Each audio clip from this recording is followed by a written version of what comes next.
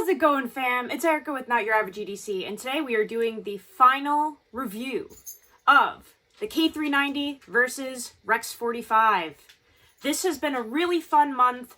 We are a few days before February. I believe this will be going up Friday because this is the only day that I can actually upload this. I have a really busy weekend going into next week, and I don't know if I'll be able to upload this at the actual end of the month, so we're just going to do it now. Yes, I have a lot to share about this. This was a really fun testing, a really fun pairing. We had the REX45 Native 5 Lightweight fully modded, and we had the Spyderco Delica 4 in K390 not modded at all. We ran them for the whole month, and I'm going to share my thoughts with you guys. Technically, I cannot fully do a review on this one because I had never actually had to sharpen it. I will continue using this and record the sharpening experience and share that with you guys. So just, take this review with a grain of salt. This hasn't been sharpened yet, but I figured it was okay to make like a semi-review on it because I think that speaks in itself that it did not have to be sharpened for the entire month with a very large amount of use. So just keep that in mind that I have not sharpened this yet. I will be sharpening it, and I will be recording that experience and putting it up when need be, but this literally doesn't need it yet, and that's pretty wild. So let's actually talk about the REX45 first, because I had a kind of an up and down experience with this until I really dialed in how to use it and how to sharpen it. So this was my second experience with REX45. My first experience was with a Spyderco Para 3, and I found that REX45 was instantly a steel that I gravitated toward. It was very toothy. I really liked how long it kept that toothy edge. It seemed to have very decent toughness, and I did end up selling that Para 3 off during a collection sale. However, I also had this in REX45, and I decided to test this because this has been reground very thin by a very good friend of mine named Anthony. He does regrinds and mod work and stuff. His business is called Bullet Bouquets or something on Instagram. I'll try to put his info down below if I remember. But yeah, so basically, I wanted to test REX45 again, ground thin, because Anthony told me that if you regrind it very thin, it really unlocks a bunch of capabilities of REX45 that we do not get to experience from a stock model from Spyderco. It's basically a steel that he believed we could grind even thinner and not compromise toughness or anything. And then you're unlocking like this whole new world of geometry once you go this thin. Now, I will be honest, at first I was a little skeptical because this is extremely thin. The edge that it came with was good, not great. And the cutting experience that I was interacting with the first half of the month was, I wouldn't say like subpar, but it wasn't mind-blowing. Like Anthony sent me this letter and it was like, you're not going to believe what REX45 can do ground this thin. Like, this is going to blow your mind. The toughness is not compromised. Like, this is going to be a whole new world for you, and I'm very excited for you to dip your toes into it. But I did not get that at all the first half of the month. I was confused as to what the fuck he was talking about because this just did not give me anything special. I felt that the edge was going dull kind of quickly, actually, and the geometry was fantastic, but I wasn't understanding what he was referring to, right? And I really was bonding with the K390 out of the duo more so, just because this left alone is perfection in my opinion. Spyderco K390 from Seki City, Japan is unstoppable, and it's perfection without needing to be reground or anything. Like, this has just been the absolute best for me so far. So between just firsthand not seeing it and then also having this to compare it to, the first half of the month was a little tricky for me. However, I wanted to stay optimistic, so I did my own sharpening, which I have mentioned in one of the updates. Didn't really get much out of that. I quickly explained in a different video that I think I convexed the edge a hair during stropping. So again, I had strength and I had toughness with this thin of an edge and this thin of a grind, but it was not blowing my mind in terms of specifically edge retention. So I was really confused. So then I made a recording of me sharpening this on my 600 grit DMT diamond stone and my 1200 grit DMT stone, and then doing some stropping, and I recorded the whole thing, and that's when I finally got it. So I finally unlocked exactly what Anthony was talking about, and I guess I just personally needed to put a different type of edge on. I put a very toothy edge on it, and this was already at 15 degrees per side, but I actually did lay that edge back just a hair more, like really not much, but this bevel is just a hair wider than it was from Anthony. So I really put some work into it. It took an insanely toothy clean edge during that video. You can watch the whole thing happen in real time, no editing. And it took a just crispy edge. You might be able to hear this. I'm going to put it up to the speaker. Hold on. Like, you touch your fingers on it and it's like cracking. It's so crispy and toothy. Now, moving forward using it after my sharpening, that's when I finally realized what Anthony was talking about. So I have been beating the crap out of this thing. I've been doing draw cuts, push cuts. I've been doing chopping with it, tons of work, doing high impact activities that are really just continuously pushing those micro teeth down on that edge, because that's what an edge is.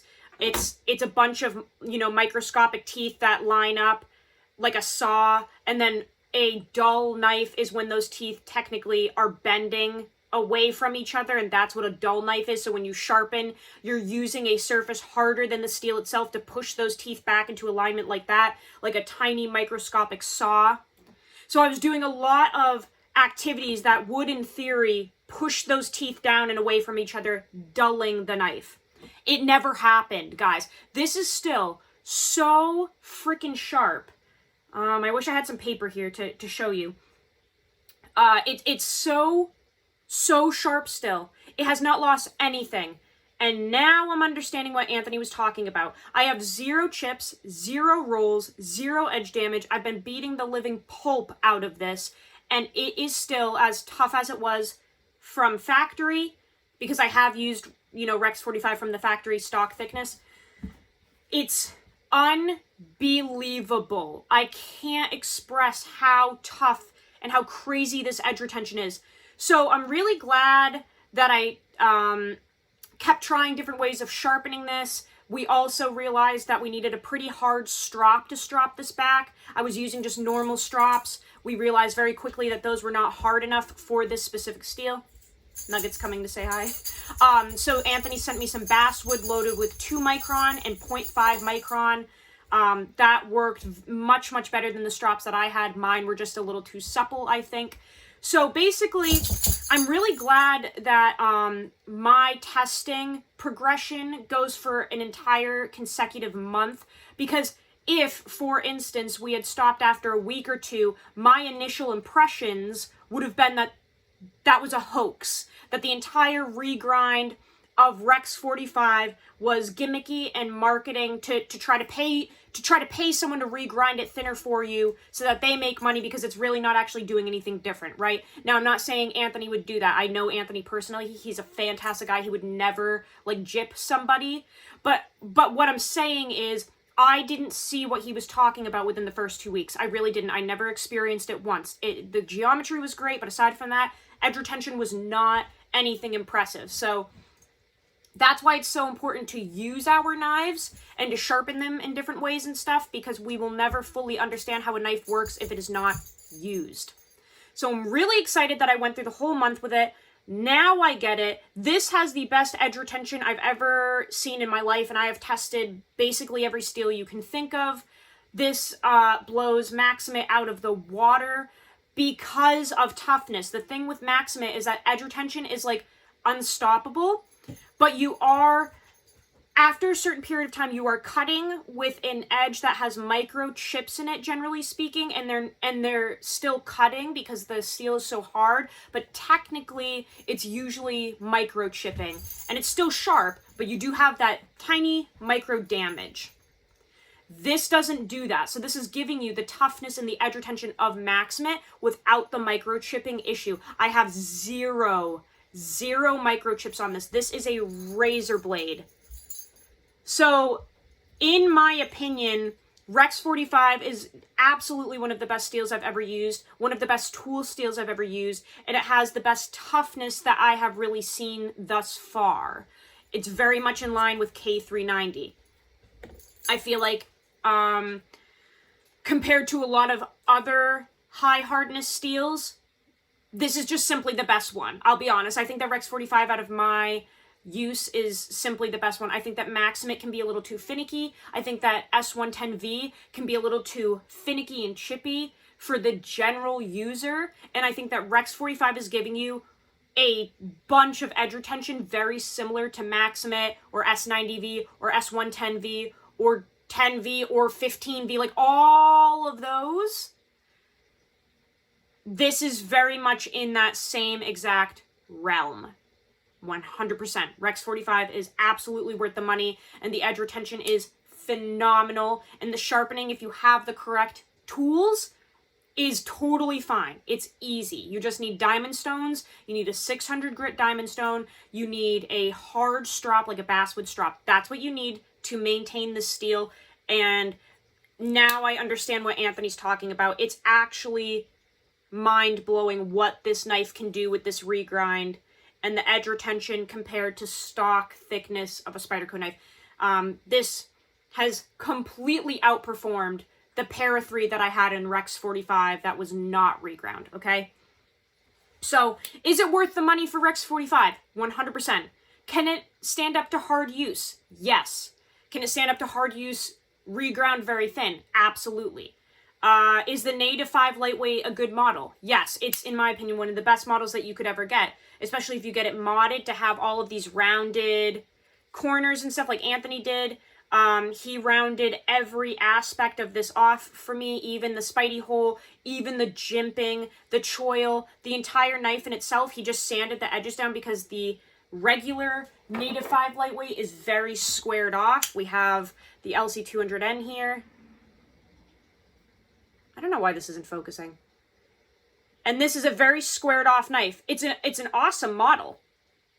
But all of these edges are really squared off and rectangular, and for some people it's a little too boxy in hand, and you can feel those edges. So Anthony smoothed everything out. It's totally worth the extra few bucks to have somebody mod it for if you're not comfortable doing it, to have those edges rounded, to have this reground. He even rounded the spine. Like, this is a very customized knife at this point.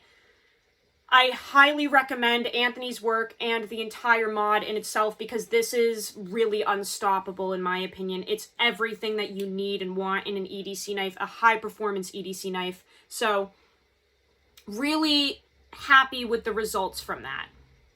Now, let's talk about the K390 Delica. This is, again, not my first rodeo with K390 from Seki City, Japan.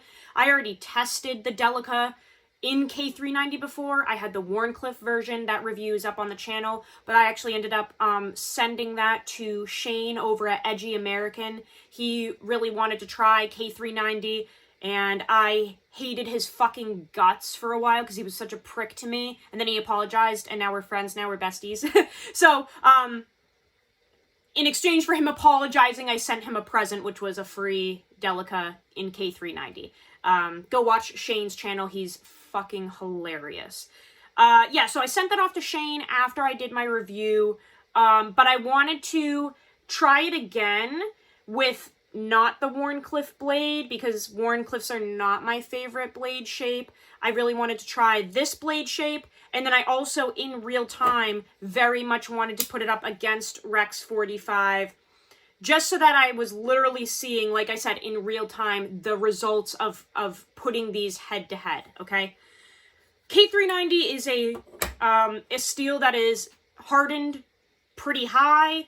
It's a bowler steel like M390. It patinas, it's a tool steel, it's toothy, it's incredible. Two things that I have kind of mentioned on the channel before, but I will reiterate. Number one, the K390 from Golden, Colorado here in the States seems to be softer than Seki City. I'm not the only one that noticed that. Gerald over at Outpost 76, I believe, also said that at one point, that he feels that it was run a little bit softer, and I actually think somebody tested it and it was. This, I think, is like, I think it's 64, if I remember correctly. So pretty hard, right? Pretty hard. It, in my experience, does not take a patina as quickly as some other tool steels. A lot of other people said that theirs was getting a patina faster. Mine just really isn't taking one. Again, those people were also predominantly talking about K390 from the States. I have a friend, Eric, who Indie Hammer on Instagram. I gave him as a gift my USA K390, and he has it, and the patina on it is wild. Mine won't take a patina like that, so it might have to do with the hardness. I don't really know, but basically, there is a difference between getting like a Para 3 made in Golden, Colorado in K390 and a Delica made in Seki City, Japan in K390. There seems to be a difference from my actual use and testing. However, extremely toothy, extremely sharp, extremely tough. I have sharpening experience with it from the last one. Sharpens totally great. It is not difficult at all. I did not need to touch this up once this month, and I have been using it every single day for some pretty interesting tasks. It is scary how the edge retention is on this steel. It's like it never has to be touched. I don't understand how that works. So, yeah, I, at some point, will sharpen it and show you guys how that goes and what you have to use to sharpen it, but it just doesn't need it yet. I don't get it. It's so insanely sharp. Yeah. So, you know, the Delica as a whole, as a model, is, again, one of my favorites. I feel it is very slimline. You get great prices on both of these. They are not really overpriced. Well, depending on what you think overpriced is, but I think they're reasonable prices if you're comparing to like what Benchmade is offering for an FRN knife now. You know what I'm saying? Like a bug out right now from Benchmade in S30V is like $200. You can get a Delica in K390 slim FRN knife, way better steel for $123. You know what I'm saying? 110 to 130 for the Native 5 lightweight. So they're better value and you're getting a way better steel than an FRN knife from Benchmade, for example. Yeah, so Delica, super slim in hand, very elegant. Ergonomics are some of the best you will ever find.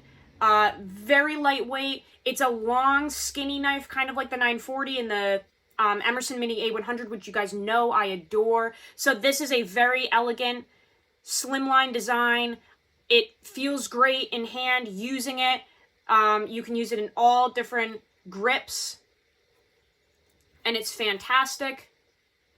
Clearly way pointier than the Native 5 lightweight. So if you're trying to decide which one you want, you know, they're pretty different. We have more of a leaf shape on the Native 5 lightweight. We have kind of an elongated, more pointy blade on the Delica. Handles are completely different. We have a very rectangular, boxy type handle on the Native 5 lightweight that fills the hand more. On the Delica 4, we have a very thin, elegant, slimline handle. They both carry basically the same. I can't pick which one is better because they're super lightweight. They just melt in the pocket because they're both very thin in the width dimension. Okay? So it's really just personal preference on the model. I recommend both, to be honest. I think that they both offer different things.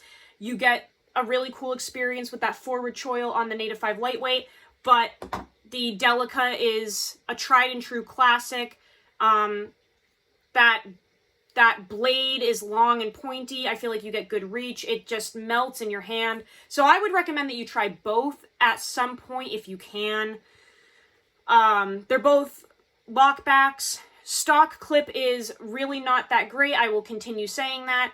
This just wants to slide up out of my pocket with the stock clip. I have an MXG gear one that I have to throw on here. But I just haven't had luck with the stock Spyderco clips. The retention is subpar in my opinion. I've had them slide out many times.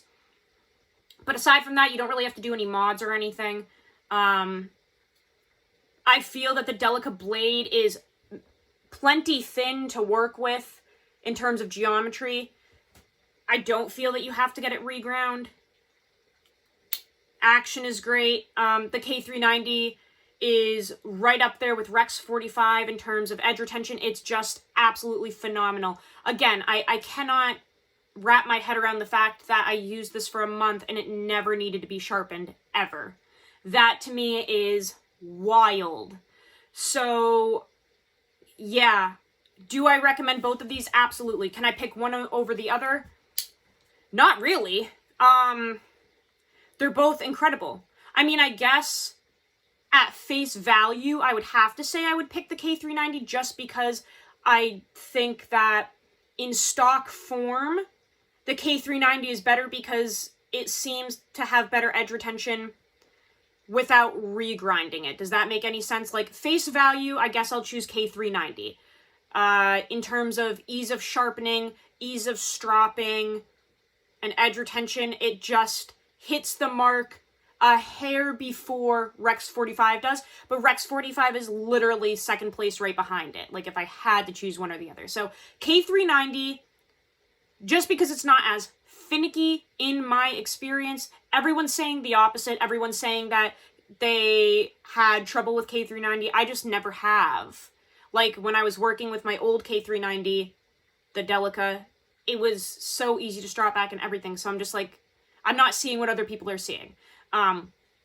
So at face value, I would pick the K390 out of the two if I had to choose just one. However, if you're looking for like an out of this world experience, you have a little bit of money, you're into geometry, you have the time and the patience for all of this, and you want to actually like really spend time with the steel and bond with it and enjoy its full potential, go for the REX45 and regrind it. Have somebody regrind it. Either Anthony over at Bullet Bouquets or John over at BGM Knives. Just pick one of those boys, send your knife to them, have them regrind it for you paper thin, and just spend the extra couple dollars for it, because this is an experience that I have never dabbled with before, and it was so worth it. I cannot express how incredible of a cutter and a slicer this is. It's really phenomenal. And the sharpening experience with it now that I know how it works, was so fun. It was so fun. I loved the results. It's just a blast to work with if you're really into steels and kind of the more sciencey side of EDC and the knife hobby. So I hope that covers all of you guys' questions. Let me know down in the comments if you have any other questions. I was trying to kind of touch on everything in this, but I'm sure I missed the mark on some stuff.